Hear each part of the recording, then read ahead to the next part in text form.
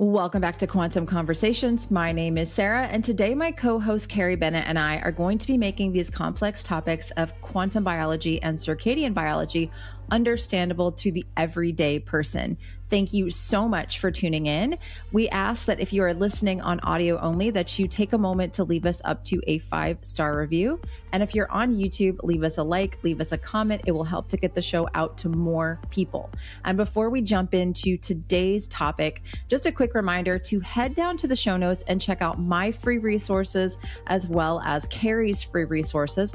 We also do have courses on a variety of topics. If you are hoping to dive deeper, Carrie and I both have practitioner courses available as well for anyone who wants to begin to bring these topics to their clients and help them to implement these strategies into their daily lives. So check those out. We also have a co-taught course called Quantum Fertility that is available that allows people and practitioners to work on their fertility using these principles of quantum biology and circadian biology. Again, thank you so much for listening or watching today's show, whichever one you are doing. And let's go ahead and jump into it now.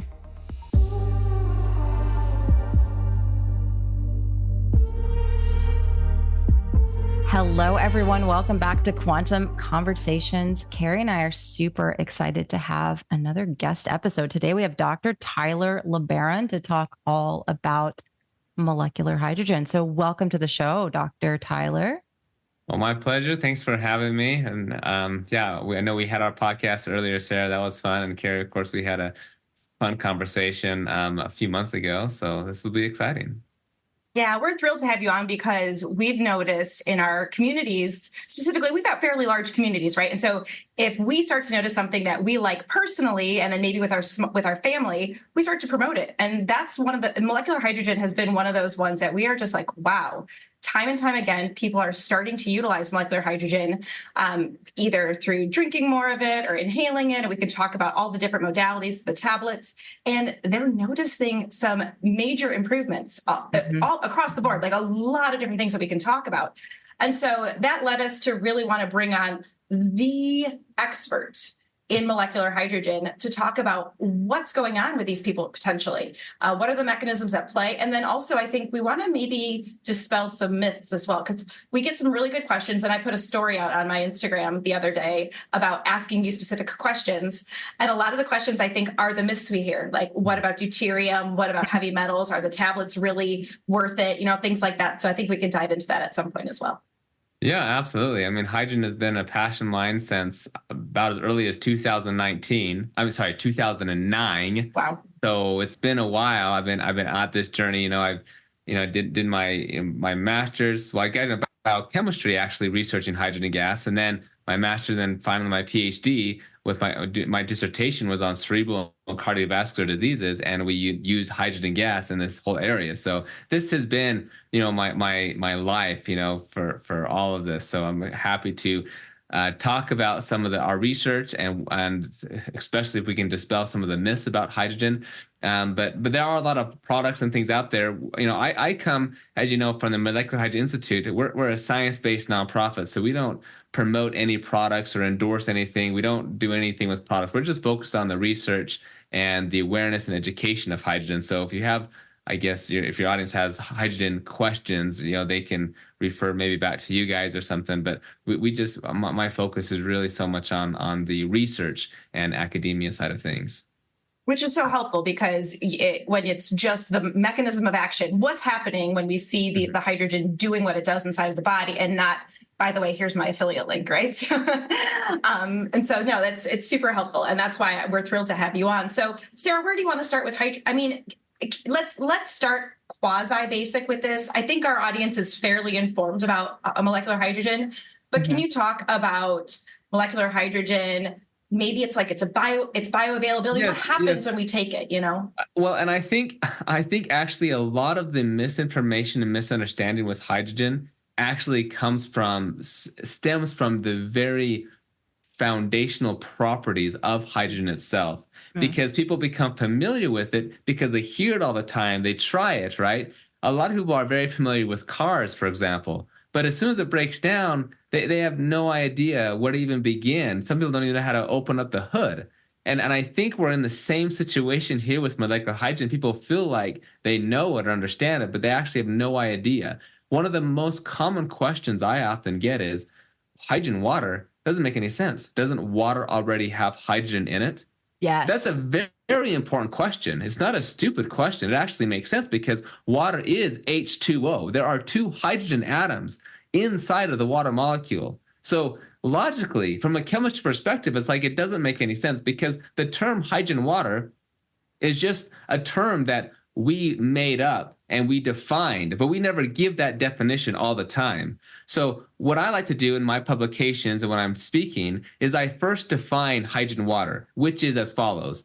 Hydrogen water is water that contains dissolved hydrogen gas. That's all it is. So it doesn't change the water structure. It's not hydrogenated water where you literally add the hydrogen atoms or something to the water molecule. It's just like hydrogen water is just like I say, it's just a gas that is dissolved in the water, similar to how you have like fish tanks and you bubble air into the water so there's oxygen gas dissolved into the water, then the fish can breathe with their gills. In the same way, you can have hydrogen gas dissolved in the water, or you have carbonated water, right? Dissolve the CO2 gas. Although it's a little bit different because you form carbonic acid and CO2 breaks apart, but in the same way, you are dissolving a gas in the water. Well, hydrogen gas is simply dissolved in the water, and we call that hydrogen water. So yes, water does contain H2, contains hydrogen, but those hydrogens are bound to the oxygen atom, right? And that's why none of us can simply drink water or be submerged in water and use that for our oxygen needs. We have to breathe the air because the air contains the oxygen gas, the oxygen molecule, the O2 molecule that we breathe. And that is the H2 molecule that we're talking about. That H2 is dissolved into the water. So it's a free gas. So that actually clarifies a lot of things right off the beginning, I think. Mm-hmm. Yeah. So what I heard you say was you're essentially through either bubbling it in or through a reaction with something like a tablet, you're enriching this water with hydrogen gas. So would it be fair to say that if the water that you're using, if it has a set deuterium content, the hydrogen itself that you're bubbling in or the reaction with the tablet is not changing the original water deuterium content? Yeah, because deuterium is simply, I mean, as your audience already know, but just to go through this quickly, right? Deuterium is an isotope of hydrogen, right? There's three main isotopes. Heavy hydrogen. And the only type of hydrogen we're talking about that has therapeutic effects is the protium, right? Just the proton and an electron, right? That's the protium. And actually some research have looked at deuterium gas, and we don't see any therapeutic effects, actually. So that's actually a little bit interesting just in this mechanistic. So if anything, we're on the side of this deuterium depletion concept because we don't see any benefit of deuterium either. And so you can't change the isotope. You can't do a chemical reaction. A chemical reaction is simply when you're making or breaking chemical bonds. Okay, the deuterium and tritium, that has to do with the nucleus where you have the neutron inside, and you have those are composed of quarks, right? And so that's a nuclear reaction, and that would have to somehow be occurring within the nucleus to somehow convert one isotope to another isotope. Like that's so far removed from what we are talking about, right? We're only dealing with the types of hydrogen, the different species of hydrogen that are present already in the water. So if you have like a hydrogen producing tablet or an electrolysis device or something, you're not doing nuclear chemistry, right? You're doing electrochemistry. So you're not altering the deuterium or protium or something. So all the gas actually that you produce, pretty much all of it when you're doing these mechanisms would actually be protium gas. And that's because of the kinetic isotope effect with deuterium weighing twice as much, essentially. When you do that reaction, the deuterium is heavier, and so it's not going to react as quickly. So the gas you're going to first make would be the protium, right? And so, again, it doesn't make any sense we're not even talking about that at all. But again, I can understand from again, people who are from just the outside perspective, who are not like really into the science, they're thinking, wait a second, deuterium is bad. And deuterium is an isotope of hydrogen. We're trying to give more hydrogen. So therefore, by default, by giving more hydrogen, a certain percentage of that is going to be deuterium. But we're not actually giving more hydrogen. We're just converting the hydrogen you already have from one species, like the hydrogen in water, to the hydrogen molecule, hydrogen gas. But we're not changing isotopes or anything like that. Perfect. That makes perfect sense. And I hope that kind of clarifies that completely in terms of why Sarah and I recognize the need for potentially deuterium depletion in some people, but we also, and we've been talking behind the scenes about how maybe it's not just about deuterium depletion. Maybe through our observation, it's about a lack of this protium version, this hydrogen gas as well. Because I correct me if I'm wrong, Tyler, because we can make our own molecular hydrogen, right? Inside of our bodies. Well, it's yes. So there's that's another interesting point of conversation. Because first off, the only hydrogen gas that we certainly know that we make a healthy individual make is those with a healthy microbiome. Yeah, and the bacteria produces upon metabolism of various fibers, non-digestible carbohydrates will metabolize those fibers to produce hydrogen gas, and we can get quite a bit of that. And actually, there's a lot of research showing, and this should really just put some myths to bed as well. A lot of research showing that the more hydrogen gas that's produced naturally from your body, the better the outcome of your life, right? The lower the rates of obesity, cardiovascular disease, a whole bunch of different diseases. We just barely published a study showing that those with type 2 diabetes or metabolic syndrome, they have lower endogenous production of hydrogen gas than the healthy counterparts, for example, right? And we see even with Japanese centenarians that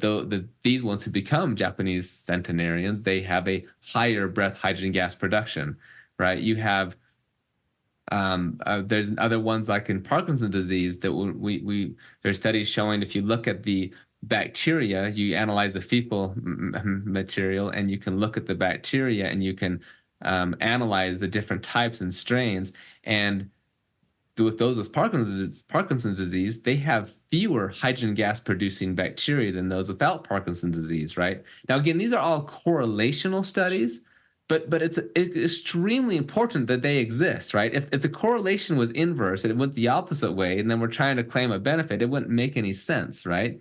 So the fact that these correlations do exist, that essentially the more hydrogen gas we're exposed to, the healthier we are from our natural bacteria, the better, right? And it does have a place going back into nature as well, maybe drinking these hydrogen-rich natural waters from, way back when. There's some controversy and things on that. So that's the only known way that we actually produce molecular hydrogen. Now, there are some articles, and there's a book that was published about maybe producing hydrogen gas from melanin, and through the eyes and some other things. Sunlight on the skin. Yeah, like on the skin as well, right? Now, but those are more hypotheses papers published in Medical Hypotheses, for example. They're not an actual article, and I'm more skeptical about those when you actually go through the thermodynamics and the kinetics and things. You can see in some cases it may be thermodynamically possible, but it's likely kinetically infeasible.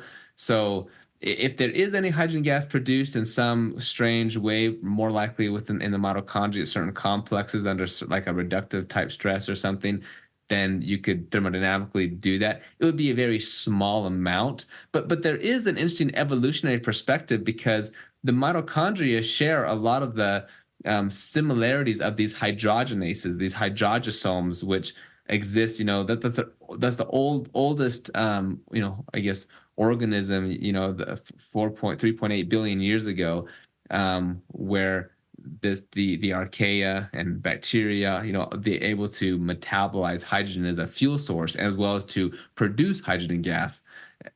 So there's a lot of similarities analogous with that. And so we actually genetically, although we don't have the hydrogenase enzyme, we do have the genetic hallmark signatures of that enzyme.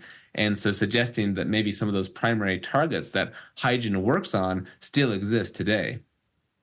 Oh, that's cool. That's cool information. So then is it safe to say though, I think you alluded to this, because we can breathe out what we don't need in terms of the hydrogen gas, so that's one way to measure the production of hydrogen that someone is producing endogenously. Is it safe to say then that that molecular hydrogen that's being produced in the gut is bioavailable to all the cells of our body? Yeah, well, there's a couple of finer points, right? First off, hydrogen gas does not store up in the tissues at all, so it doesn't build up like in the liver or the fat tissues or something. It doesn't. I mean, there's a higher solubility in like the fat tissues or even the glycogen in the liver, so there's some benefits there. But it's not like other types of drugs where it's like builds up over time and then maybe could be toxic or something. Mm-hmm. You just excel it out, and so it's not so much that you excel at what you don't need. You're just going to excel it out. Even if your body could have benefited from that, it's a gas. It's the smallest molecule in the universe. It doesn't bind to anything and to keep it in there. So even if you could have benefited from it longer, you're still going to excel it out. So, but it just doesn't store in your tissues like that. And then, it's produced like in the colon, but that's deeper in the colon. And so, only a certain percentage of that hydrogen gas is going to make its way through the colon and into the systemic circulation, into the bloodstream, into the different cells, into, say, the brain. But you can measure the exhalation of your breath. And so that's why, that's one of the ways you diagnose SIBO and some other areas, although that's small intestinal bacterial overgrowth, not from the colon, right? But just the fact that you can easily measure basal levels of hydrogen gas, especially after eating, that's how it is done. But often you can make quite a bit of hydrogen gas in the colon, but a lot of the hydrogen gas is lost as flatulence. A lot of it is metabolized by other types of bacteria, which could have some benefits, including the production of short chain fatty acids. And of course, we know those have a lot of benefits, including that helps your cells to produce like GLP-1, so Ozempic. There's a study we're working on it now showing that there's actually an increase from administering hydrogen water because you have some of these benefits on the bacteria. So there's a whole bunch of loops that are going on in this, right? But yes, when you drink hydrogen water, within just a couple of minutes, you can measure increases in breath concentration of hydrogen, and you reach a peak in 10 to 20 minutes or so. You reach a peak level, and then it goes back down to baseline within 1 to 2 hours. And actually, I was say all of this information we actually we have courses on in our MHI level 1 certification.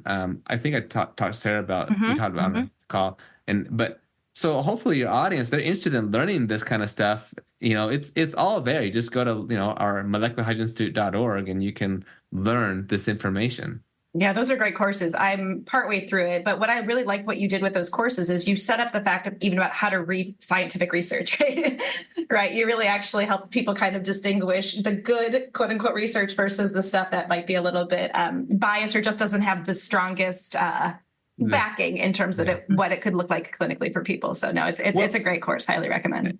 Thank you so much. And I think that's so important. And I didn't actually realize, I was a little bit nervous about putting it in there because it's a course about hydrogen. And then all of a sudden we're going through like these are the tiers of evidence. This is a clinical trial. This is why we do animal studies. But I've gotten a lot of feedback. People who initially were like, I don't really care about this. Then they take it like, oh my gosh, I had no idea. Like now I really understand. And it's really important because sometimes people will say things like, well, what's the difference between hydrogen water and oxygen water or deuterium or this or whatever it is? And one of the simplest ones is, well, which one has the clinical research behind it and which one doesn't?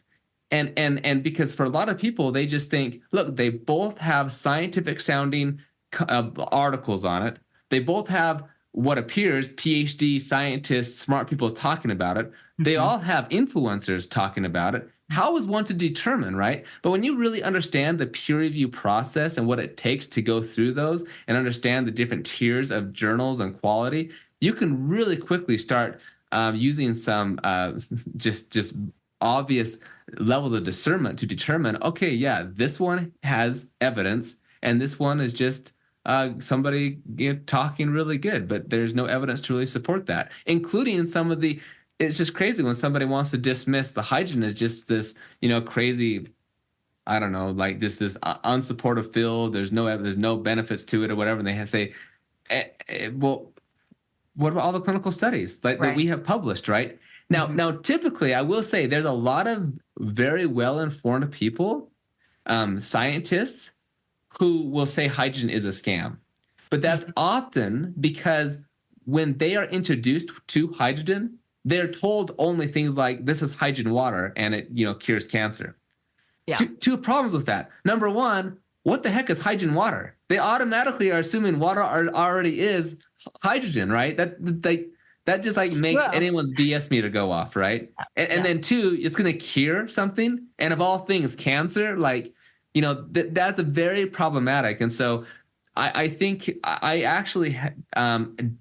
actually share a lot of the sentiments when people say that this whole hydrogen area is a scam, because a logical person should think it's a scam when these are the types of claims and introductions about hydrogen that you hear. Yeah. Yeah. I was drinking some hydrogen water. I have a hydrogen bag that I pour my water into so it stays good in the bag. And I was drinking it at my sister's house and they're like, what are you drinking? I'm like, hydrogen water. And they're like, well, doesn't all water have hydrogen in it? Right. They just kind of roll their eyes at me like, oh, here's another weird thing she's doing. I'm like, no, but but you have to figure out how to explain that, right? So that tells us rich water, and it's a selective antioxidant. And so there's benefits for your cells. Yeah, I do my best. No, but that's right. You did exactly. But that's so important because number one, that was your sister. Who was that? Your sister? My sisters. Yeah, they already think I'm crazy. Yeah, she should be congratulated for having some critical thinking. Yes. To be like, yeah, that doesn't make sense. Like water already has hydrogen in it, right? Right. So that's the first step, is to congratulate them for being open, for being skeptical. The next step is, are they open-minded to hear the definition of hydrogen water, right? That is just water that has hydrogen gas in it. That's why it's in the special bag. So it's different than just water. And then if they're open-minded, then, another congratulations. And then, hey, let's look at the studies. And then you can make an informed decision if you think this is something you like to try, right? Yeah. That's the step that people need to take. So, Carrie, what is the biggest thing you would say with people and red light therapy panels that doesn't get talked about a lot? So many people talk about how inconvenient it is to kind of set them up. And sometimes they just want to put them directly on their body, and you really can't because of the non-native EMFs. Yeah, exactly. That is why we are both so excited that we have these little battery operated bond charge panels. You can put them right here on your skin and you're not going to be getting all that non-native EMF. You can set it up for your kids, put it right next to them, and you don't have to set them up in front of a big panel and make them sit 6 to 12 inches away, right? Yeah. So when my kids have stomach aches or things, that is my go-to. I pull out that panel, I lift up the shirt, I just set it on them, and they could still be reading, coloring, doing what they're doing while at the same time getting the red light therapy, like you said, in a very kid-friendly way. Yeah. I've seen a lot of parents just even put them up on the ear when they have ear infections, earaches. It is just I'm just doing it here on my ear right now. It feels so good. So these are absolutely fantastic. You can use the code QuantumPod, all one word. There'll be a link down in the show notes to save on yours. And these are from Bond Charge. So if you are someone who just wants the convenience of a red light therapy panel, doesn't want to worry about non-native EMF, you can just put it right on your skin and get skin healing benefits, as well as infrared that can penetrate through and actually provide some mitochondrial support as well. These are absolutely fantastic. So check the link out down in the show notes and use the code QuantumPod to save on yours. Yeah. And they're open to it because they've seen my daughter change so much over the last 6 months since we've had the water and the gas. I mean, I was telling Carrie yesterday, she's lost 30 pounds. Like, she has stopped being aggressive and violent. She has had 0 seizures. She was having these life-threatening seizures. I mean, it's nothing short of a miracle to me. And that's why I'm so passionate about getting this information out to people and getting the correct information out, because there are a lot of scams and, junk hydrogen products. And it's been really life-changing for us, honestly. And myself, everyone's like, what diet are you on? What are you doing? I'm like, I'm doing a lot of healthy stuff, but I think the hydrogen has kind of enhanced my metabolic abilities, if you will, at age 45. Yeah. It's kind of like, what? Like I thought I thought things are supposed to slow down as we get older, but it's really been an enhancement for me in many ways. And so, yeah, I think getting the education out there is key. That's why I'm so appreciative of you being here, because you're not like talking about a particular product. So Yeah. Can we talk about metabolism? Because yeah, I definitely am nowhere near as well versed in molecular hydrogen, but I love to kind of dabble and look at the research. And I thought I saw something about GLUT4 receptors in terms of molecular hydrogen and its ability. And so potentially it can help with blood sugar regulation. Mm-hmm. Yeah. So again, every individual is going to be different, right? But there is a number of clinical studies. In fact, we published a 6-month clinical study where we used the hydrogen-producing tablets actually, and we showed some really significant improvements in glucose. Helping to maintain that glucose homeostasis, lowering, they're pre-diabetic basically, but lowering glucose levels. And there's several mechanisms, right, from even the insulin, because that's being produced by the pancreatic beta cells. When those get damaged, oxidative stress or whatever, but hydrogen with its unique antioxidant effects and able to get into the pancreas and other areas, decrease inflammation, oxidative stress, help those cells work better, help with the mitochondrial, the energy production, because that's critical. The mitochondrial ATP production is critical in order to allow insulin secretion and production as well in general, right?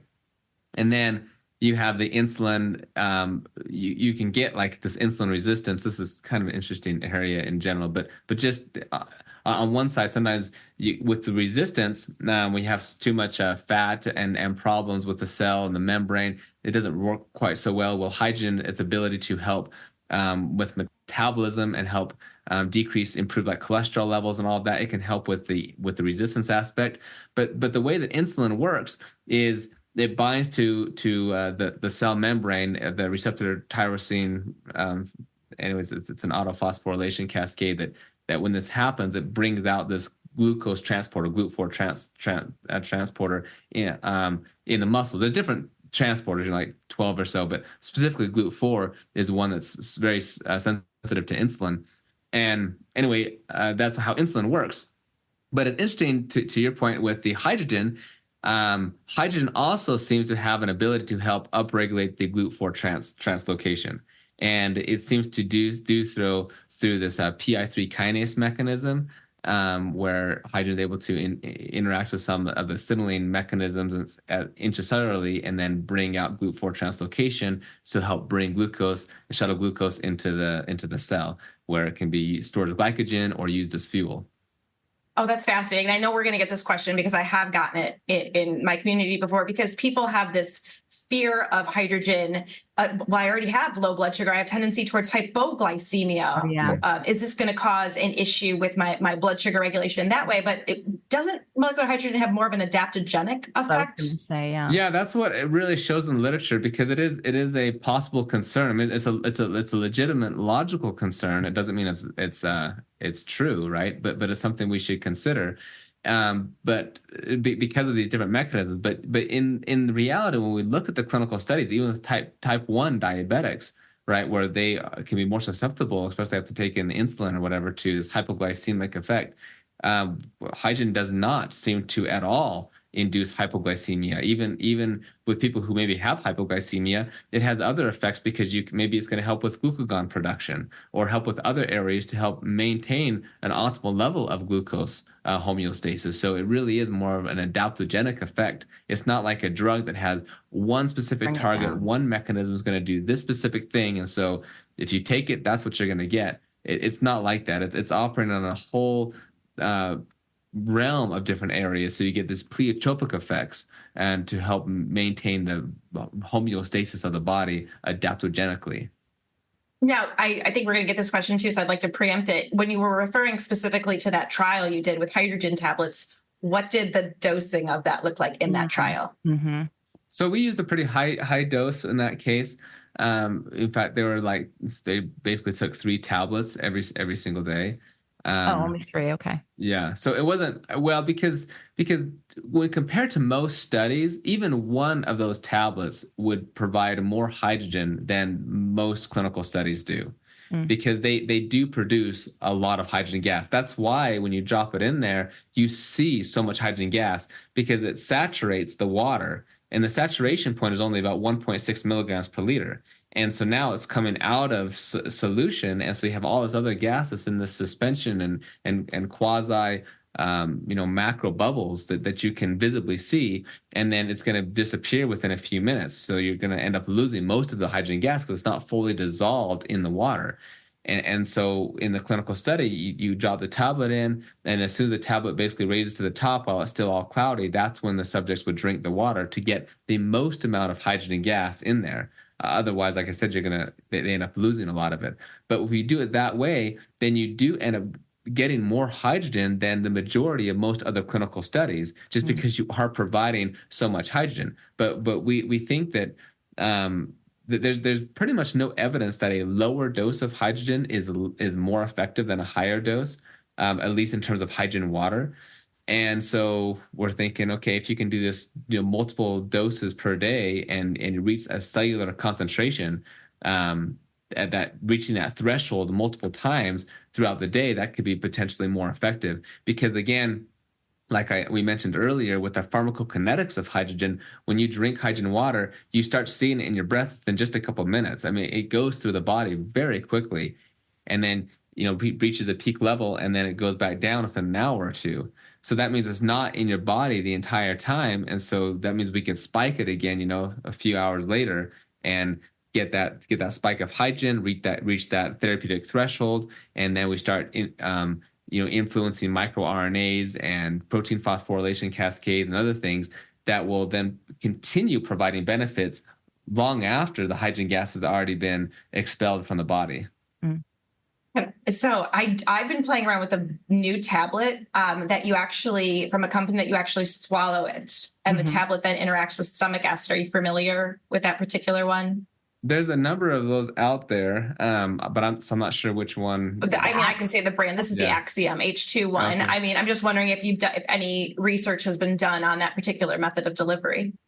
Not so much. It's kind of limited. I have heard some good things about that tablet, just anecdotally or whatever. But I have scientific skepticism. And I've talked with Matteo about it before too. He's a great guy.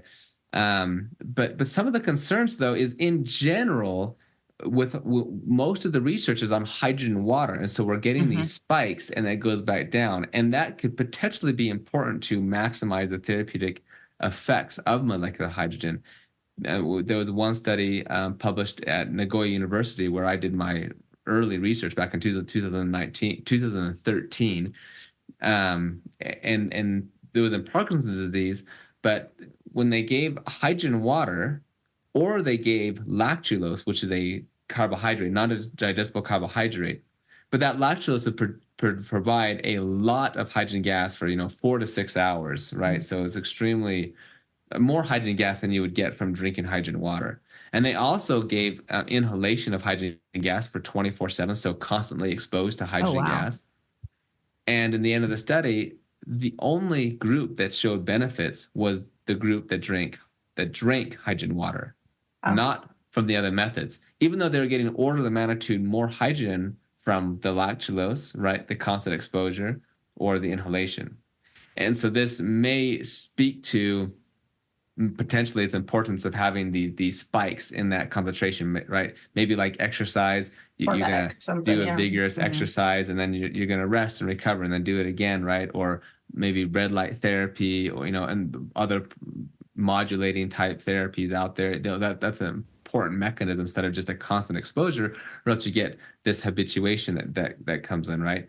So there are, of course, like we talked about, lots of benefits from the fibers, and these correlational studies that have been shown. So we're not saying there are no benefits from that. There obviously are. It's just in this specific study, the benefits were just from the hydrogen water. And so that is can somewhat mimic this idea of taking a capsule or something, and it's going to react with the stomach acids. So that means it's going to be a slowly producing hydrogen gas. Then it raises the question, well, is that hydrogen gas going to reach a cellular concentration, a plasma concentration high enough to reach that threshold, because you don't store it in your tissues, right? As soon as it goes into the blood, you immediately start exhaling it out.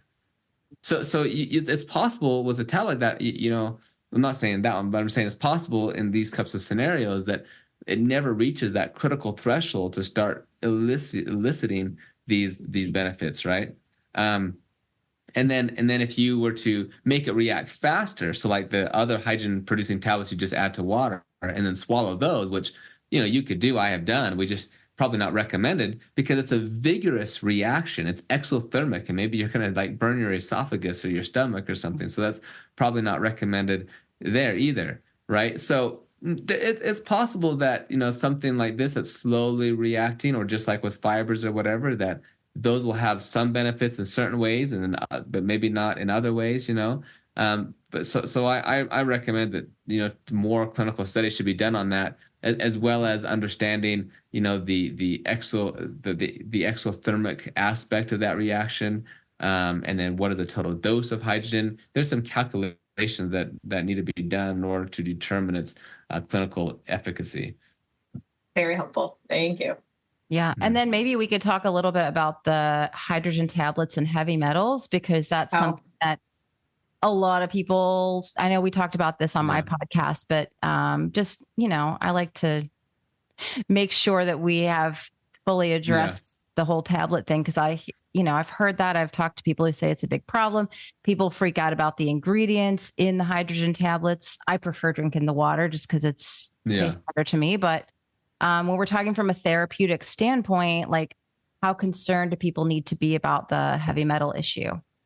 Well, if you're super concerned about it, then just don't do it, right? But I think that it's always good to have the best informed consent to make your decisions off of that, right? And so, of course, it's a concern for me too. If I'm going to put that into my body, as well as we're doing clinical studies, are we inadvertently adding contaminants or something to people, right? So it's important that we do these full testing, these full analysis to make sure that if the purity is there, and what are all what is each ingredient really doing.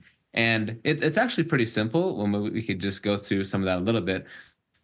First off, it is a good concern about the heavy metals that could be in the tablet, because this form of magnesium is not your typical magnesium off the shelf salts, right? Like magnesium threonate or glycinate or whatever. It's non-ionic elemental metallic magnesium that literally reacts with the water to produce hydrogen gas. So it's a chemical reaction. And when that reaction happens, you make hydrogen gas and bioavailable magnesium ions. So in that case, it's one of the most bioavailable magnesium there is, because you literally made it ionic. There is no salt form, so you don't have like chelation going on to prevent its absorption or anything, right? So that's a good plus. But in the process of manufacturing and getting this magnesium, there's the potential to have it be contaminated with other heavy metals, whether it be cadmium or arsenic or mercury, and lead, probably the most concerning one, right? Well, that's because that is concerning. Then that's probably why it's not necessarily advisable to just buy metallic magnesium off Amazon, like your Flint or something, because it could be contaminated. Now, when it comes to the tablets, they are this concern is well known to the manufacturer, to the inventor, and so there is an internal standard that they have of what they will allow to be acceptable for lead levels, and I forget what that level is, but it's like 5 times less than the standard set by the EPA for drinking water or the FDA for other supplements. It's extremely low. So they buy the highest purity of magnesium that money can buy. Okay, maybe not money can buy, but it's a very high source and much higher quality than pretty much any other supplement out there, right? A lot of times supplements will just come out like, oh yeah, maybe they don't even care about the standards, because the supplement industry is not regulated by the FDA, right? So it would be people can get away with a lot of stuff, but I know with the tablets, because we want to use it in clinical studies and things, they have taken this into consideration, and so they set the standard, like I said, like 5 times higher.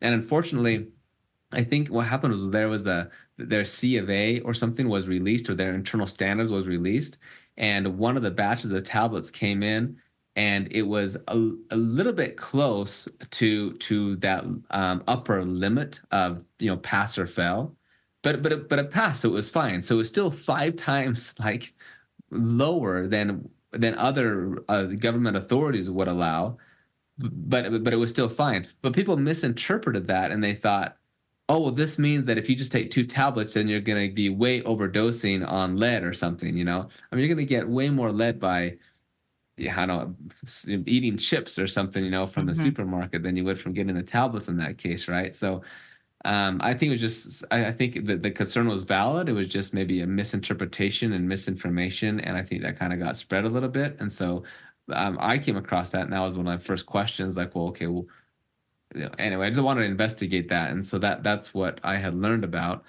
And then when you go through the other ingredients, I wonder if I have a bottle of these tablets so I can look at them. I don't know. I thought I had a bottle somewhere here. Oh, look, I have one. It's just sitting right here. So they have malic acid. Well, this is just this is what gives apples their tart taste, right? And the reason you want to have some acid in there is because when the magnesium is literally reacting with hydrogen ions, which is acid, and converting it to hydrogen gas. So you want to add some acid to get this reaction to go. But that also changes the taste. And some people, like Sarah, you mentioned, you don't necessarily like the taste very much. Some people, they don't mind. It's like a lemon tart taste or whatever, so they really enjoy that taste, whatever. But that's totally fine. And then there's dextrose. That's probably a big one. Yeah, that's what everyone freaks out about. Everyone freaks out about dextrose. Yeah. And of course, dextrose is just glucose, right? I mean, pretty much every carbohydrate you take, right, whether it's a piece of bread or a potato or a carrot or whatever it is, it has carbohydrates in it. And there's probably more carbohydrate. Well, there is, if we could do the math on this, and more carbohydrates in a carrot, that would be converted to glucose than would be in this. There's less than a calorie of dextrose in here. I mean, that's why there's 0 sugars, there's 0 calories. There's less than a calorie on here. You'd probably get more dextrose walking through a candy store and you're smelling that. That's like the only way you can smell the candy is because you're literally getting the sugar molecules binding to your olfactory senses, right? And then getting that sensation, right? So anyway, it's just kind of funny. So but I understand the concern, but it's an extremely small amount, right? Then you have tartaric acid, so same idea, right? With adding some acids to it. Adipic acid is the reason for dextrose was I asked them that it's a binder. They have to have that because it's a binder. It's the glue basically to hold the tablet together, so it can be made into a tablet to pass friability. So it's extremely important. You can't do it without it. You always have to have some sort of binder. And luckily, you can use dextrose, which is extremely safe. Your body makes dextrose. Like that's what gluconeogenesis is, right? We could call it dextroneogenesis or something, right? Like it's the most natural thing out there. And then adipic acid, that's just what was that one? That was it's something really important for the tableting process, and as well as the sodium sulfumate. Just like for a binder, for a lubricant, basically, so that you can. It's a very small amount, and there's, as far as I saw in the research, I mean, it's generally recognized as safe. There's no downsides to it. It's natural as well. But it's extremely small amount. And yeah, I don't see any, unless somebody has information, they can free to send me something on that. But I didn't see anything. And like I said, it's a small amount, and it's natural. You can actually get this from natural eating foods and things. It's not like a synthetic oil or something like that. And again, these are being used in clinical trials. These are tablets that, the ingredients from tablets that are being used in these clinical trials that are showing the results that you're talking about with, for example, something like that pre-diabetes study. Yeah, exactly. Yeah. These are the ones that we used in the study. And so, and it was a double-blinded placebo-controlled. And the way we did placebo-controlled is we had the exact same tablet, the exact same formula, just a different form of magnesium. A magnesium that would not create hydrogen gas. So you're able to really weed out too what those benefits are, because we know that magnesium is extremely important for our health, and it's as a cofactor of over 300 enzymes, most people are deficient in. So we know that magnesium is very important. So for me, I have a number of hydrogen products, whatever, but I do like the tablets just because I believe that probably all of us should be increasing our magnesium intake. And this provides magnesium. And so if in the end the hydrogen is like not really doing a whole bunch for me or something, well, I know it's not hurting me, and I'm getting additional magnesium, which we do know is certainly important for our health. Absolutely. I know you talked to Sarah. I know you talked to Dr. Dean recently. She's really big onto the magnesium research, and I think she's. I just finished reading her book, frankly, and her magnesium studies are citing now that they're needed for potentially 600 to 800 enzymatic reactions. And like you said, this is highly bioavailable in terms of the body being able to absorb it without, in terms of taking it in via the gut. A lot of people get when you can overdo magnesium in the gut to get that laxative effect when it's a magnesium salt. Yeah. But in this instance, you're not going to have that laxative effect. So I think that's a great point, and I'm glad that to know that that's being controlled for in these double-blind placebo-controlled trials. So cool. You're right. It's all interesting how you count with the magnesium, because it is extremely important for so many areas, even for and as an electrolyte and osmolar regulation and the balance of other electrolytes and charges and things. It's very important. And things like magnesium oxide, which is it's not very bioavailable at all because it doesn't get broken down very well, and so it has this osmotic drag, this osmotic effect, which is going to cause water to come into the intestines, and you get diarrhea. I mean, you're not gonna. I mean, it's very unlikely you're going to have any issue. And I know some people will say, when they take the tablets, that they sometimes notice this. But in general, when we do the clinical studies, we have as many people in the placebo group who complain of GI distress as we do in the active group, And so that's the problem with just, this is my experience or whatever. Well, there could be other confounds going on. Maybe it would have happened anyway, a correlation causation issue, So... So anyways, but there's no downside clinically that we have found with this.